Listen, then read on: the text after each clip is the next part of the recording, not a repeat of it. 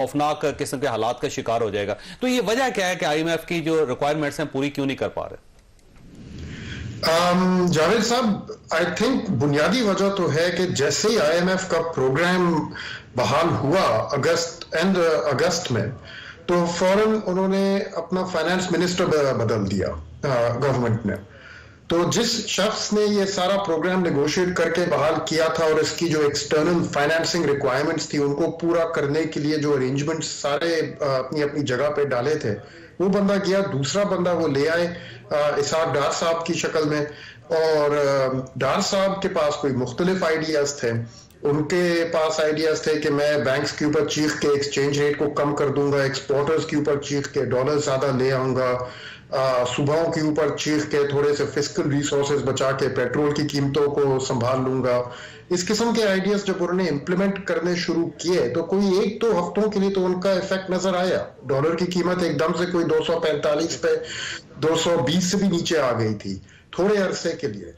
लेकिन उसके बाद एकदम से हमने देखा कि सारे डॉलर्स ब्लैक मार्केट में चले गए और आज आपको ऑफिशियल रेट पे अगर आप खरीदने की कोशिश भी करें आपको नहीं मिलेंगे डॉलर्स। आप 250 और 245 तक अगर पे करने के लिए तैयार हो तो ब्लैक मार्केट में जितने चाहिए आपको मिल जाएंगे। तो अब आई थिंक बेसिकली ये सिचुएशन है कि डार साहब जब तक रियलिटी को नहीं पहचानेंगे कि उनके आइडियाज जो हैं वो चले नहीं, तो तब तक ये प्रोग्राम बहाल नहीं होगा। और उसके साथ साथ अब कुछ उसके साइंस हमें नजर आ रहे हैं, जैसे स्टेट बैंक का जो शायरा सूद में 1% इजाफा किया गया अभी पिछले हफ्ते, ये लाजिम डार साहब की नॉलेज और उनकी एक्सेप्टेंस के बाद ही किया गया होगा।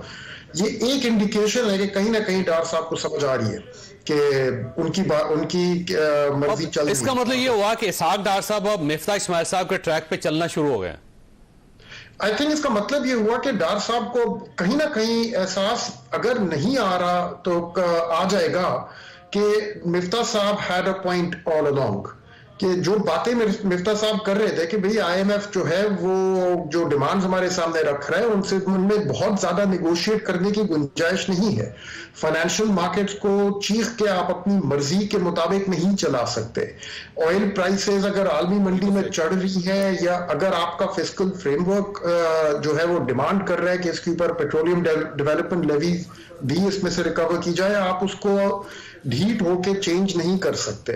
अब आई थिंक ये टाइम आ चुका है जहां पे डार साहब को इस चीज का एहसास हो जाना चाहिए अगर ऑलरेडी हुआ नहीं है। और मुझे लग रहा है थोड़ा बहुत शायद कहीं ना कहीं कुछ उनको नजर आना शुरू हो गया होगा, लेकिन जब तक ये पूरी तरह से एक्सेप्ट नहीं कर कि एक्सचेंज रेट ओवर वैल्यू उन्होंने अंडर वैल्यू रखा हुआ है और साथ साथ मिनी बजट भी उनको लाना पड़ेगा, तो जब तक ये फंड प्रोग्राम जो है अटका रहेगा अपनी जगह।